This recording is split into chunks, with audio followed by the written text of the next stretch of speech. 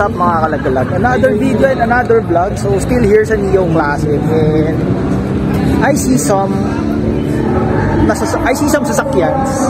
Konyo no? Sasakyan na very interesting.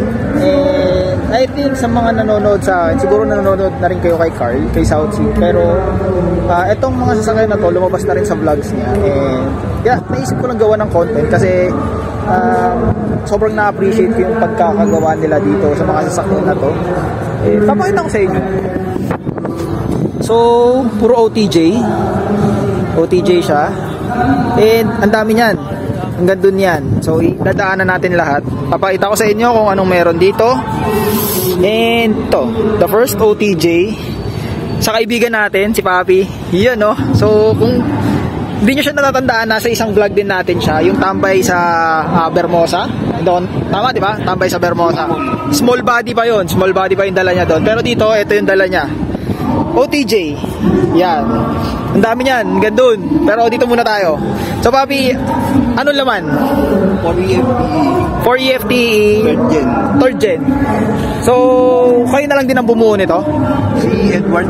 Nandun. Custom Jeep. Ayan. Ito. Yan, custom Jeep. So, lahat galing Cavite, no?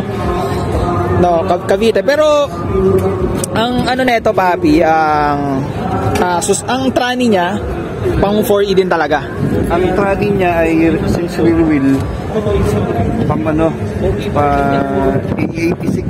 Okay, galing, no? Pero kinonvert lang siya. Merong welding doon na kinonvert. Na-convert lang. Kinuha yung bell housing ng dating trani. Tapos sinalpak doon. Okay. So, ganun naman talaga ginagawa halos karamihan. E86 yung kanyang trani. E86 din yung differential niya. Silip tayo. So, ayan. Hindi pa siya butas eh. Doon sa kabila butas eh kasi masyado malaki. Mamaya punta natin yan. So, Papi, anong naisip nyo at bumuo kayo ng ganito? Kapitain nyo kasi kaya mahilig sa owner. Totoo, OTJ. Diyan kami natutong mag-drive. Nung elementary, yan ang ginagamit namin. Kaya someday, yan, nakapunan kami na ngayon. Asan pala yung small body mo? Nandun po sa bahay. Dalawa yan, di ba? Dalawa. So, isang naka-BT. Isang naka-FTE. Ayun. So, yung na-vlog natin yung puti niya. Tama ba? Puti na naka-4EFTE. Same na ito. Pero ito, Papi, stock 4EFTE talaga siya. Oh, so stock, no? Nakakabit sa kanya na trani na LSD, nilagay ko doon sa kulay pula. Okay, nandun sa kulay pula. Okay. Nabili ko kay James Lim yan. Ito, so Japan surplus talaga siya. Gano'ng katagal na siya nakasalpak dito? August lang. This year? Last year? Last year. Months pa lang, wala pang 6 months. Okay, magkano mo na-score yung makina? 95 kasama na yung trani. Okay, tapos nagkabit.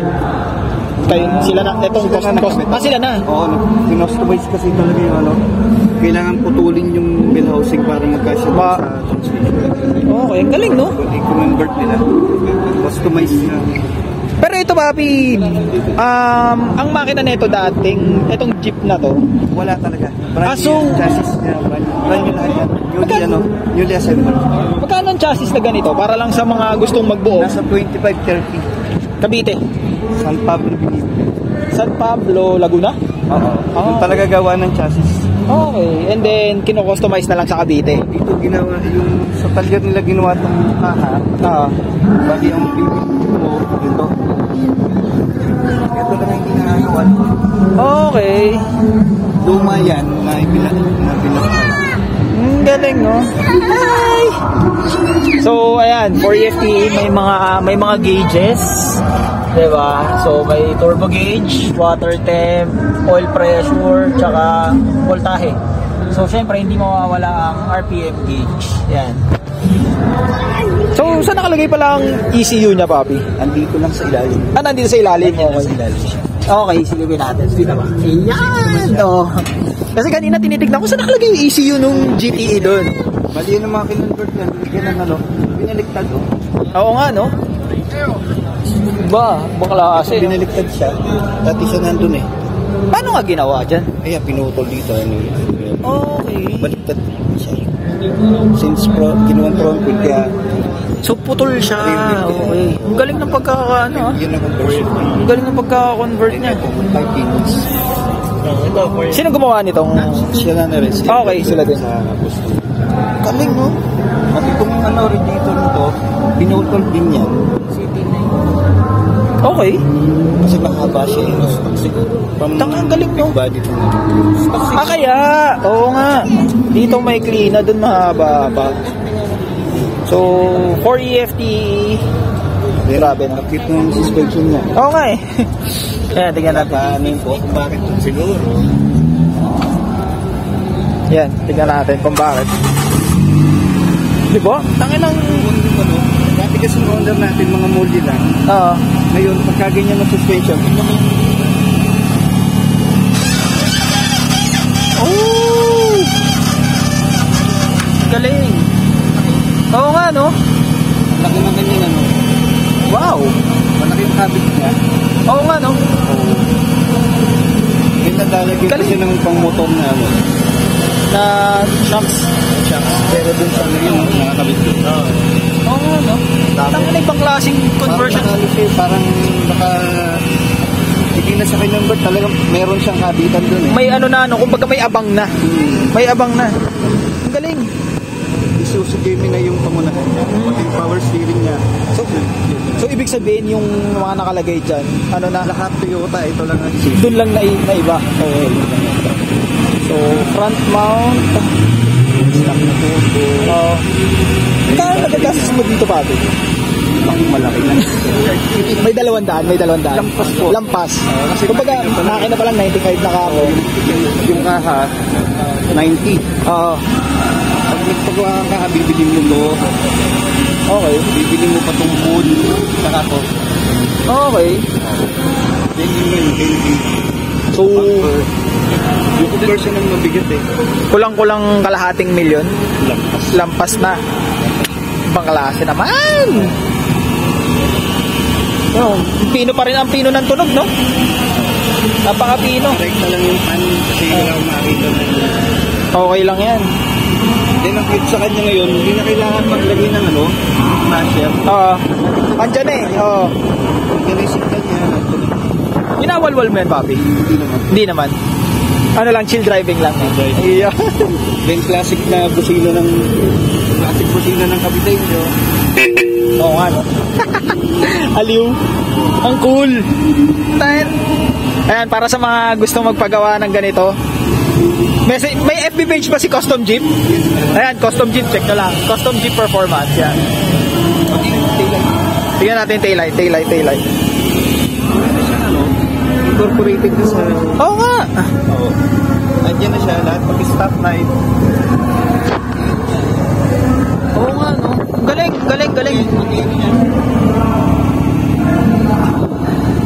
Pati signal light, no? Signal light nandyan din. Nandiyan na siya. Hindi na siya magbubutas. Oo. Kumbaga isahan na lang. Oo nga, no? Angas. Kasi naka-bucket seats pa, oh, di ba? Pati local yan. Kaya ako piniling mag-leather local kasi para pag nababasa. Oo. Tsaka air cool nga to eh, oh. Power steering, yun lang. Power steering. Asan ang pump niya? Ito pa. Yun. Ito yung canister. Wow.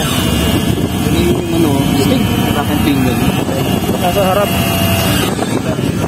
So, ang galing ng pagkabuo niya, no? So, dito nyo makikita na experienceado talaga si Custom Jeep. Ayan. So, Papi, salamat sa pagpapa-unlock. Ikutan ko lang tong iba. Salamat, Papi. Thank you. Ayun, no? So, ito yung iba. Ito almost the same, pero ito naka 3S GTE naman. Ito nyo naman yan, no? CT26. 3S GTE. Naka 3S GTE. So, bali itong lahat ng yan, Custom Jeep ang gumawa. Kapal ng gulong. So, ito as I was saying, 3S GTE siya. Hindi ko masabi, nasa middle yung intercooler niya, pero technically front mount. Ang laki ng turbo. So, sabi ng owner kanina, nakausap natin, konting kwento lang, naka second gen na 3S GTE. Ayan, ito naman yung interior niya. So 3S GTE second gen. And then 4AGZE. Meron pa din. Sabi ng isang nakausap ko tungkol dito kanina, hindi naman daw mahirap yung pyesa ng 4AGZE. Siguro nasa tamang tao or tamang connection ka lang para makahanap ka ng 4AGZE na pyesa. Supercharger ang 4AGZE. And then the interior, syempre hindi mawawala ng RPM. Popogi, no?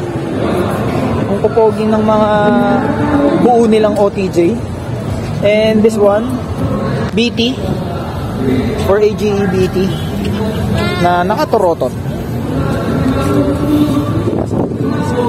Malala. Custom Jeep pa rin. Turutot.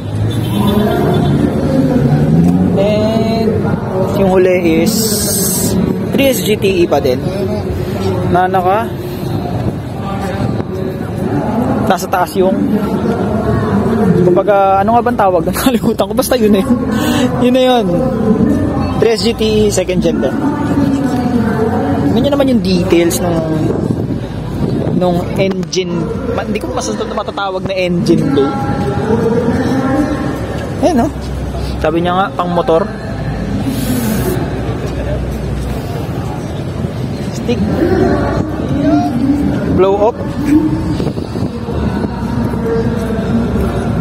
So ito yung front mount intercooler.